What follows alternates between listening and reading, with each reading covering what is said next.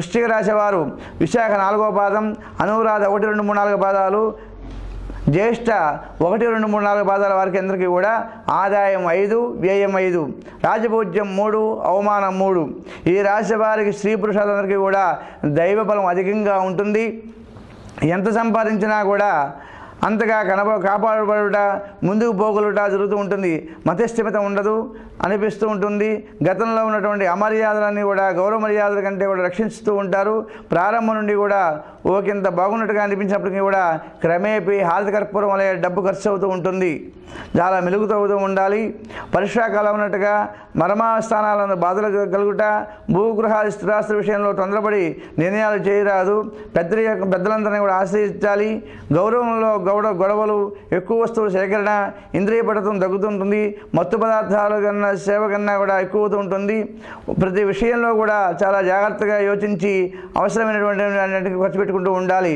అడుగడుగునా కూడా ఏదో ఒక ఉపద్రవం తట్టుకోవాల్సి వస్తూ ఉంటుంది. అట్లాగే చేతికంచిన సొమ్ముని నిలబెట్టుకోలేకపోతూ ఉంటారు. గురుడు లాభస్థితి వలన కొంతవరకు యోగించినప్పటికీ కూడా హితగ్రహస్థితి వలన ప్రయోగ బాధలు,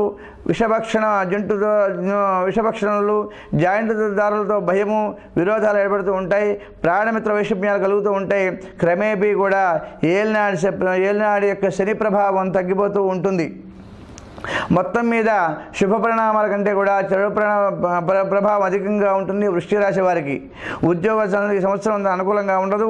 సుదూర ప్రాంతాలందరికీ కూడా బదిలీలు, కుటుంబానికి దూరంగా ఉండే పరిస్థితులు, మీకు రావాల్సిన ప్రమోషన్లు ఇతరులకు వెళ్ళిపోవట, అధికారుల వలన ఇబ్బందులు, అపనిందలు, అవమానాలు, చులకన అవుట, ఇతరుల జామీలు ఉండడం వలన ఇబ్బందులు, కేంద్ర రాష్ట్ర ప్రభుత్వాలు ఉన్న వారికి మిశ్రమ ఫలితాలు, టీచర్స్ కూడా పర్వాలేదు అనిపించినప్పటికీ కూడా నిరుద్యోగులందరికీ కూడా ఈ సంవత్సరం నిరాశ మిగులుతుంది. ఆగస్టు తర్వాత స్వల్పంగా ఊరట కలిగించుట, పర్మనెంట్ కాని వారందరూ కూడా పర్మనెంట్ అవుట, ప్రైవేట్ కంపెనీలో పనిచేసే వారందరూ కూడా ఆగస్టు తర్వాత మరో కంపెనీకి మారుతూ ఉంటారు. రాజకీయ నాయకులకి ఈ సంవత్సరం అంతా కూడా ప్రజల్లో గుర్తింపు తగ్గిపోతుంది. అధిష్టానం వారు కూడా అంతగా ఆదరించరు. నిందనలు, ఆరోపణలు ఎదుర్కొనాల్సి వస్తుంది. పదవులు రాక భంగపడుతూ ఉంటారు. ధనం మంచి వలె ఖర్చు పెట్టినప్పటికీ కూడా ఎన్నికల్లో పోటీ చేసిన ఓటమి తప్పదు. గౌరవం తగ్గిపోతుంది. ఈ సంవత్సరం అంతా కూడా కళాకారులకంతా యోగ బలంగా ఉంటుంది. గురుబలం వలన అవకాశాలు ఎక్కువ వస్తూ ఉంటాయి. చేసినవన్నీ కూడా కార్యాలన్నీ కూడా విజయవంతం అవుతూ ఉంటాయి. వ్యాపారస్తులందరికీ కూడా ప్రథమార్థం బాగుండి ద్వితీయార్థం అంతా అనుకూలంగా లేకపోయినప్పటికీ కూడా అధిక నష్టాలు, రుణాలు చేయవలసి వచ్చుట, మీ సొమ్ములు తిరిగి రాక ఇబ్బంది పడుట, ఫైనాన్స్ అయినటువంటి ఆచితూచి మెలుగుతూ ఉండాల్సింది.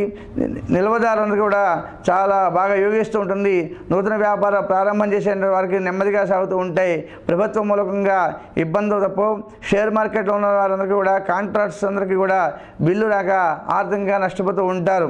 మొత్తం మీద ఈ రాశి వారికి కూడా గురు శనివారాల నియమాలు పాటించి గురుడికి, శనికి, రాహుకి జపాలు చేయించిన ఇలా శివరాత్రి సమయాలలో రుద్రాభిషేకం చేయించుకున్న ఇలా చాలా యోగప్రదంగా ఉంటుంది.